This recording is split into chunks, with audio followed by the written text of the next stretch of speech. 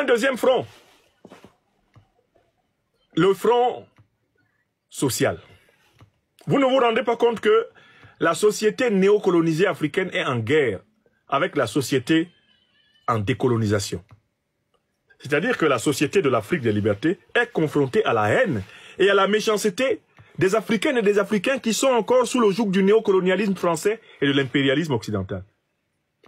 Vous reconnaîtrez ces ennemis-là à la haine qu'ils ont pour toutes les Africaines et les Africains engagés pour la souveraineté de l'Afrique. L'une des choses qui effraie dans le combat pour l'émancipation africaine, c'est la haine que des Africains ont pour ceux qui combattent. C'est incroyable. Tu te bats pour que dans nos pays, ce soit les peuples qui choisissent les dirigeants. Et il y a des Africains qui te détestent pour ça. Ils aimeraient que dans nos pays, les dirigeants soient dictés par Paris, par Londres, par Washington. Parce que c'est comme cela, croient-ils qu'eux, ils peuvent avoir une place. Tellement qu'ils sont médiocres, qu'ils se disent qu'ils ne peuvent exister que comme valets.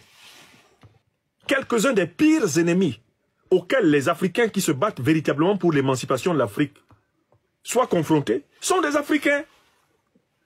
Des Africains décérébrés, des Africains dépersonnalisés, des Africains reptilisés, des Africains invertébrés, des Africains larbinisés, complètement aliénés, qui te disent non, on doit rester dans le franc CFA. Non, attention, depuis que l'armée française est partie du Sahel, nous sommes dans la merde. Il faut que l'armée française revienne. Les Africains qui vous disent non, je préfère l'Afrique sous contrôle occidental. Vous êtes en train de vouloir que l'Afrique aille sous contrôle russe. Les Africains qui disent des bêtises comme ça, ils sont sur les réseaux sociaux.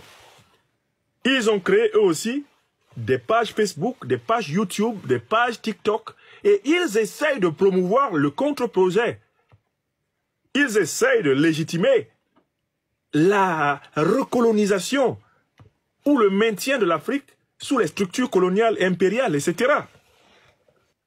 Vous allez les voir voltiger sur quelques petits thèmes panafricanistes pour pouvoir à un moment donné être assimilés à des panafricanistes et pouvoir s'attaquer au panafricanisme.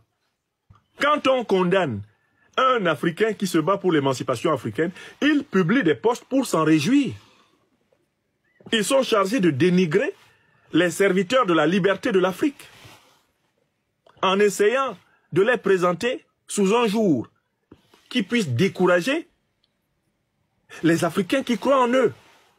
Ces ennemis de l'Afrique, qui sont des Africains. Mais ce sont les dirigeants africains qui continuent à bloquer le processus émancipatoire. Même le Tchad, où les Débits ont reçu le pouvoir du néocolonialisme français, même le Tchad est entré en révolte au sommet de son État. Mahamat Idriss Déby Itno vient de donner un délai d'1 mois et 10 jours à l'armée française pour quitter définitivement son sol. Mais il y a des dirigeants africains qui aimeraient qu'il arrive malheur à Mahamat Idriss Déby Itno parce qu'il a fait ça. Le simple fait que Bassirou Diomaye Faye, tout en tremblant et en ne donnant aucun délai aux troupes françaises et américaines présentes sur le sol sénégalais, ait envisagé et indiqué qu'il faut qu'elles partent.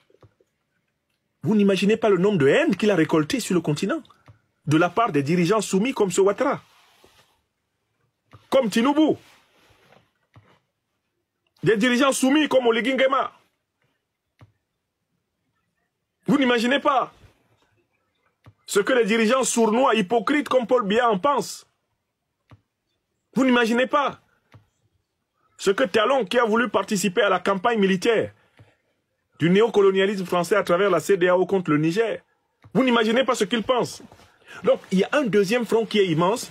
Ce sont les Africains déterminés à servir la cause anti-africaine. Il faut les veiller, il faut les surveiller comme on surveille du lait sur le feu. Car en réalité, ce sont eux qui sont les spécialistes, ce qu'on appelle les crossfire, les tirs croisés. Et beaucoup ont commencé par ruser en essayant de passer pour panafricanistes pour parvenir à atteindre les panafricanistes.